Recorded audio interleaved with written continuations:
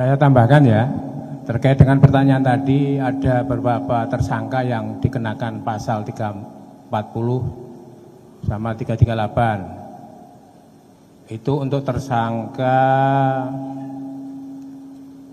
inisial B ya. Tersangka 2 inisial A itu disangkakan dengan pasal primer 340 KUHP Junto 55 ya. Terus subsidiarnya 38 KUHP Junto 55. Dan itu berarti ketiga-tiganya itu disangkakan juga dengan pasal 480 penadaan secara bersama-sama.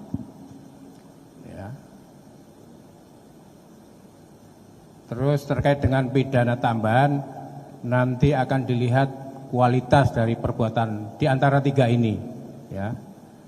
Karena dari tiga ini kan tidak ada satu orang yang tidak terkait dengan pasal 3 pembunuhan ya, berencana ataupun pembunuhan biasa. Jadi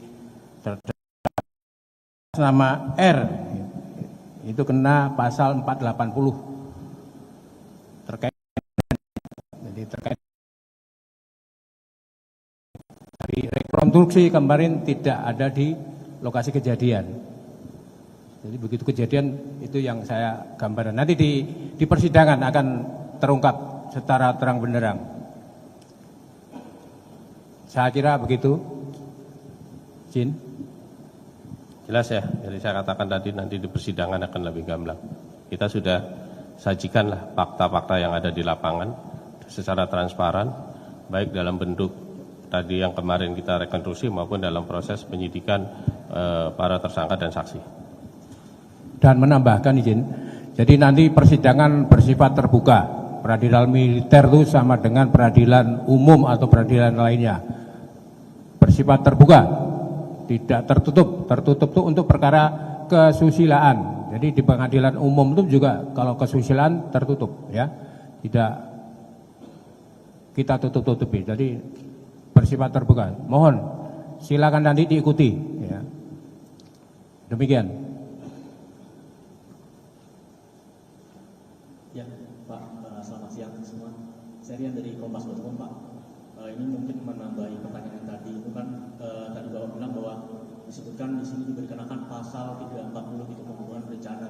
Kan kita tahu bersama bahwa pembunuhan berencana itu kan ada unsur-unsur sehingga bisa disebutkan bahwa itu kategori pembunuhan berencana. Apakah bisa disampaikan ke kami itu unsur-unsur apa saja sehingga bisa dikatakan itu sebagai pembunuhan berencana? Lalu yang kedua mungkin ini kita tahu Bapak Kasal sampai sekarang kan belum memberikan statement terkait penanganan kasus itu. Sepertinya sebetulnya yang ingin kita tahu itu seperti apa atensi khusus dari Bapak Kasal mengenai kasus ini. Itu saja sih Pak, terima kasih.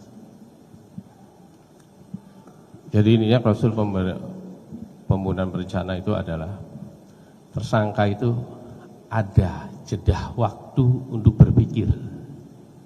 Ya, dari hasil tersangka maupun saksi, di situ ada jeda. Ketika pembunuhan biasa itu tersangka ini tidak ada jeda untuk berpikir. Ini ada jeda untuk berpikir. Ya, itu klausul diantaranya. Jadi kalau nanti dalam satu persidangan lah itu akan jelas pasal yang mana yang jelas bahwa Komit Angkatan Laut dan ini menjadi satu atensi Bapak Kasal. Kenapa? Kasus yang begitu besar, Pusmomal menyelesaikan cukup singkat menurut saya. Ya, tidak ada 1 bulan di kasus besar itu. Kenapa? Di antaranya adalah atensi pimpinan TNI Angkatan Laut untuk segera selesaikan kasus ini dengan secepat-cepatnya dan transparan. Itu atensi dari beliau. Terima kasih.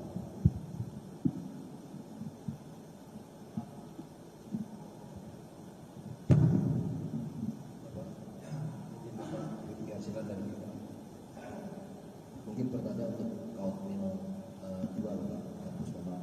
Kalau hari ini kita menyerahkan tersangka dan berita acara kepada Kautmil 2, mungkin bisa dijelaskan tahapan berikutnya.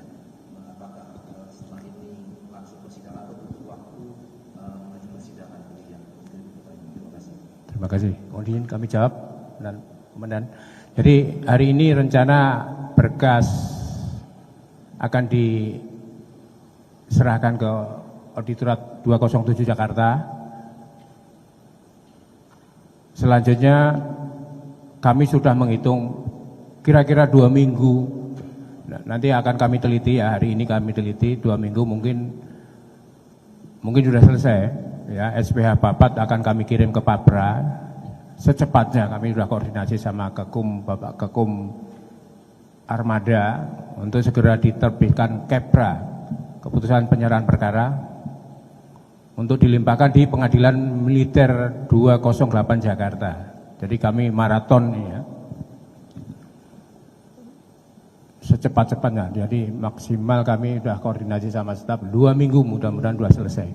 Di kami ya, di auditorat ya, nanti persidangannya kami sudah koordinasi sama Pengadilan Militer untuk dipercepat dan transparan ya. Monggo diikuti ya. Gimana, cukup Pak? Jelas?